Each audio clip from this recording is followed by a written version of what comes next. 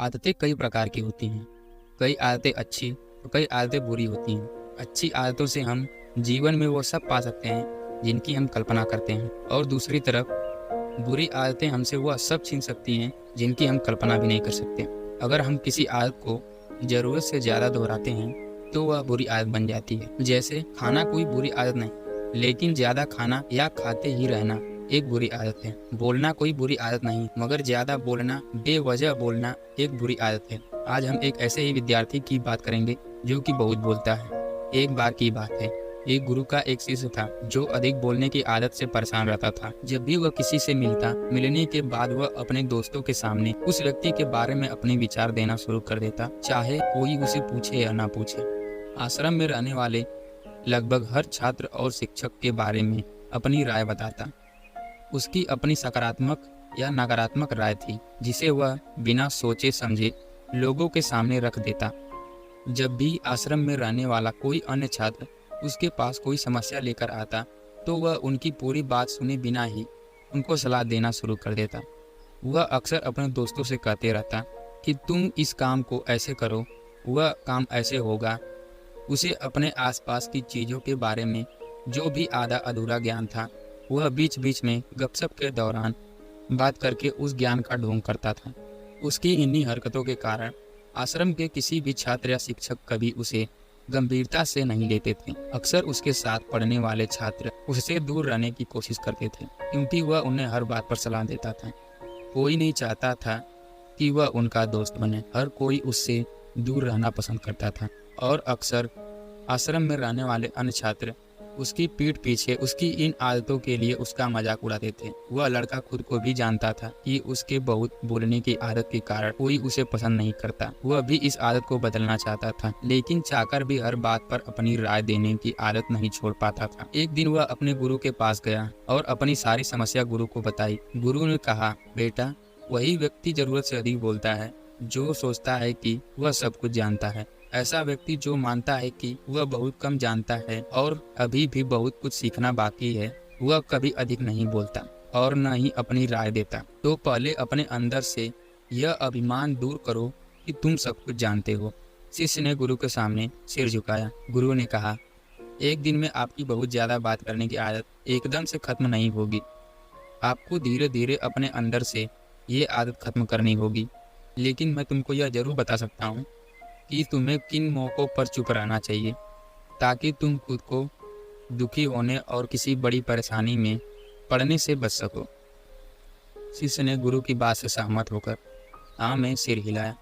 गुरु ने कहा, बेटा, इन 5 अवसरों पर प्रत्येक व्यक्ति को अपना मुंह बंद रखना चाहिए। पहला, जब आपको लगे कि आपकी बातों से कोई आपकी भावनाओं को नहीं समझ सकता, तो उस समय आपको चुप रहना चाहिए। जबकि हमारे आसपास रहने वाले ज़्यादातर लोगों को इस बात से कोई फर्क नहीं पड़ता कि हमारे जीवन में क्या चल रहा है। हर व्यक्ति को केवल अपनी परवाह है। वह केवल अपने बारे में बात करना और सुनना चाहता है। उसे हमारे जीवन की परेशानियों से कोई फर्क नहीं पड़ता और वह हमारे जीवन के बारे में सुनना भी नहीं चाहता। वह आपकी दुखद कहानी 1 या 2 बार सुन सकता है, लेकिन उसके बाद वह आपसे दूर भागना शुरू कर देगा, क्योंकि कोई दुखी होना पसंद नहीं करता।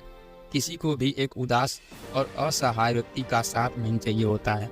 इसीलिए हमें अपने कुछ करीबी दोस्तों और परिवार के अलावा किसी को भी अपनी परेशानियां नहीं बतानी चाहिए, क्योंकि अक्सर वे आपकी बातों को समझने के बजाय उनका मजाक उड़ाते हैं। गुरुजी ने दूसरी बात बताई, जब आपको नहीं पता कि किसी विशेष अवसर पर क्या कहना चाहिए या आपको किसी विशेष घटना के बारे में केवल आधा अधूरा ज्ञान है, तो ऐसे अवसर पर भी आपको चुप रहना चाहिए। ऐसा व्यक्ति जो आधा अधूरा ज्ञान होने के बाद भी उस विषय पर बात करता है, वह अक्सर उपहास का पात्र बन जाता है। ऐसे व्यक्ति को कोई गंभीरता से नहीं लेता। केवल वही व्यक्ति अपनी बात प्रभावी ढंग से रख सकता है जिसे उस विशेष घटना या विषय का गहरा ज्ञान हो। इसीलिए हमें यहाँ भी नहीं बोलना चाहिए। गुरुजी ने तीसरी बात बताई, जब कोई व्यक्ति आपके सामने किसी तीसरे व्यक्ति की बुराई कर रहा हो, तो ऐसी स्थिति में भी आपको चुप रहना चाहिए। आपको कभी ऐसी नकारात्मक बातचीत का हिस्सा नहीं बनना चाहिए, क्योंकि आज वह व्यक्ति जो किसी तीसरे व्यक्ति की बुराई कर रहा है, कल वह किसी और के सामने आपकी भी बुराई करेगा। इस बात की अधिक संभावना है कि आज आपने तीसरे व्यक्ति की बुराई की है, उसे भी इस बात का पता चला तो आप पर ही मुसीबत आ सकती है। गुरु जी ने चौथी बात यह बताई कि जब कोई आप पर क्रोध और घृणा से चिल्लाता है, आपका अपमान करने की कोशिश करता है, तो ऐसी स्थिति में आप उस व्यक्ति के क्रोध और घृणा को चुप रहकर कम कर सकते हैं। चुप रहकर भी आप स्थिति को बिगड़ने से रोक सकते हैं। जब आप ऐसा नहीं करते हैं और दूसरे व्यक्ति के क्रोध का उत्तर क्रोध से देते हैं, तो परिणाम काफ़ी भयंकर हो सकता है। यदि आप उस समय चुप रहते हैं तो यह बात उस क्रोधी व्यक्ति के दिल में महसूस होती है।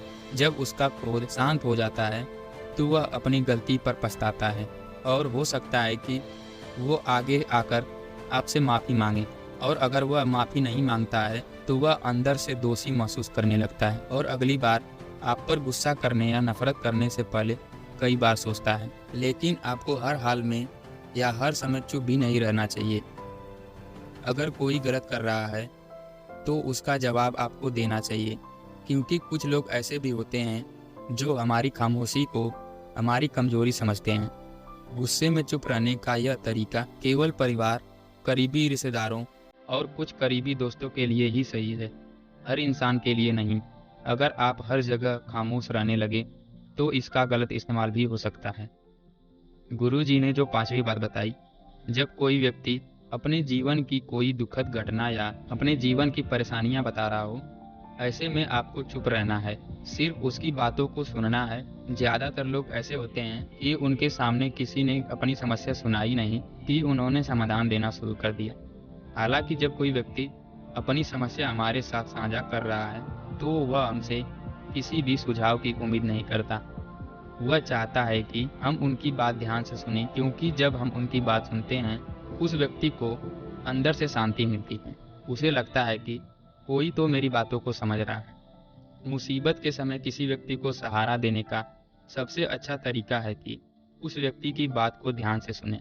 जब हम किसी की बातों को ध्यान से सुनते हैं बिना किसी सलाह दिए, तब उसकी आंखों में हमारे लिए सम्मान और स्नेह का भाव पैदा हो जाता है।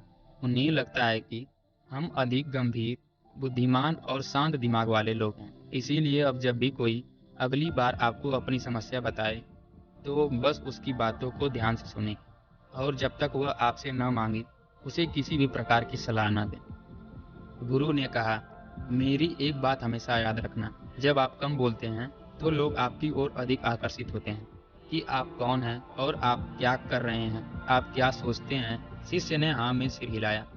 शिष्य अब गुरु के शब्दों को समझ गया था कि किन परिस्थितियों में उसे चुप रहना चाहिए और किन परिस्थितियों में उसे बोलना चाहिए।